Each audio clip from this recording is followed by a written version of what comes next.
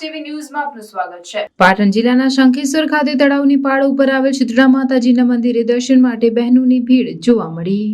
પવિત્ર શ્રાવણ માસમાં તહેવારોમાં મંદિરો ધાર્મિક સ્થળો ઉપર દર્શન કરવા માટે ભારે ભીડ જોવા મળે છે। ત્યારે શંખેશ્વરમાં તળાવની પાળ ઉપર આવેલ શીતળા માતાજીના મંદિરોમાં બહેનો મહિલાઓ પોતાના પુત્રને લાંબી આયુષ્ય માટે શીતળા માતાજીની પૂજા અર્ચના કરે છે, તેમજ આખો દિવસ ઠંડો ખોરાક ખાઈને દિવસ પસાર કરતા હોય છે, જેથી આ દિવસને પણ ટાઢી સાતમ તરીકે પણ ઓળખવામાં આવે છે। રિપોર્ટર ગુગાજી ઠાકોર।